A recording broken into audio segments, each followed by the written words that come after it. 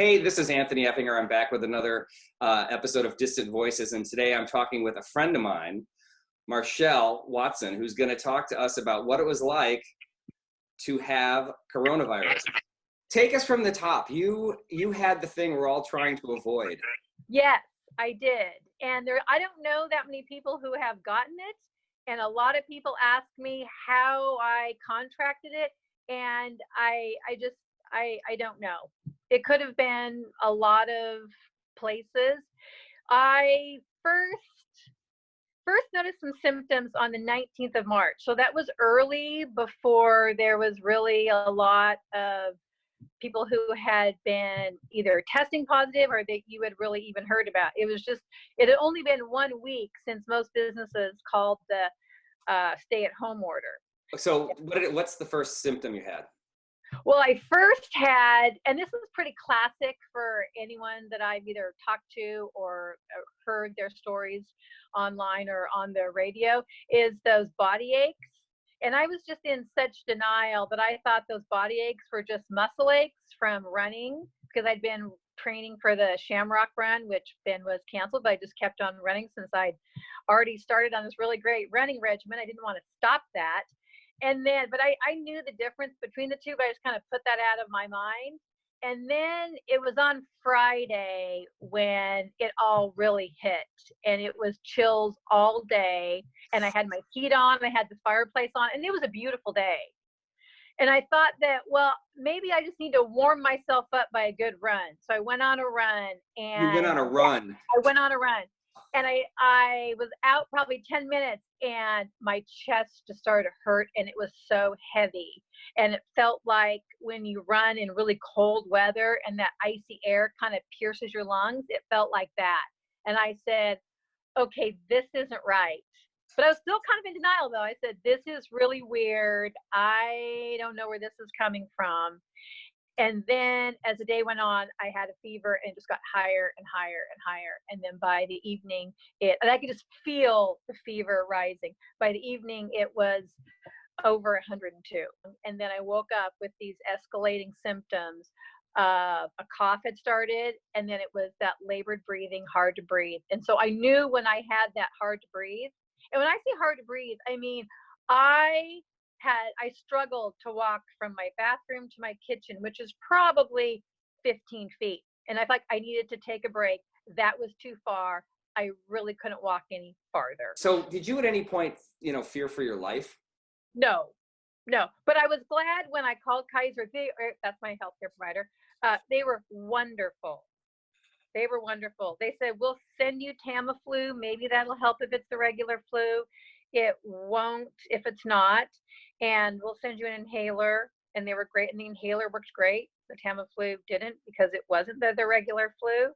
And they checked on me often. So they were great.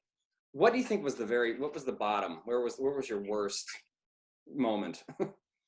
Somewhere within those 4 days, when the chills and the night sweats got so bad that I was like, I couldn't wait till the fever cycle came around so I could be warm.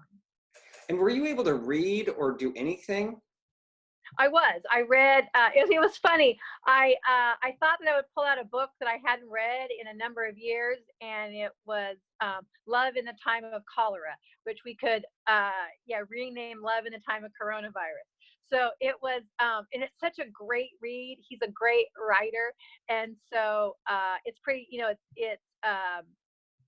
it's very descriptive, so it takes a lot to get through that. So I thought that was a good book to drag out and read. So that's all I did all day was pretty much read. But I had enough where I could concentrate and read. So you stuck with literature. You didn't binge, series on Netflix or anything. No, I had no desire to do it. I just wanted to lay in my bed. I don't think I could have gotten up and walked to the couch to watch. Yeah. Okay, so how did you get food?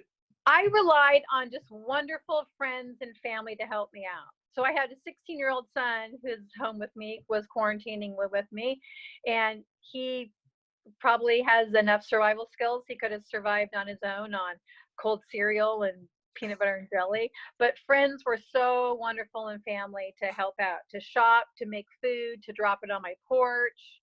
And to be honest, those first 4 days, it's a blur. I have very little real recollection of like what transpired during those days. Um, People brought food, and my son obviously ate because he survived those first 4 days, but people just helped out.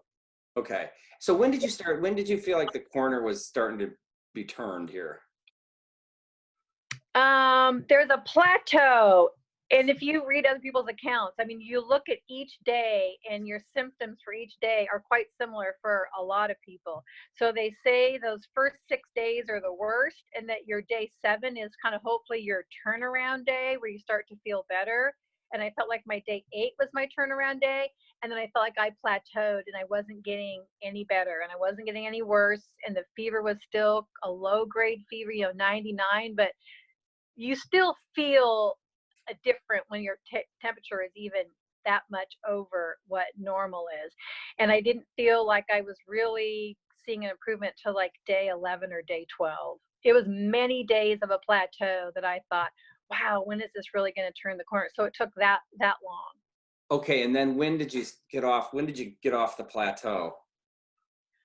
Really around 14 days. So that was the end of my quarantine day, but I still didn't feel that great. And my healthcare provider said, if you have any symptoms, you cannot go anywhere, you cannot see anybody, your quarantine hasn't ended until you have 3 days of no symptoms.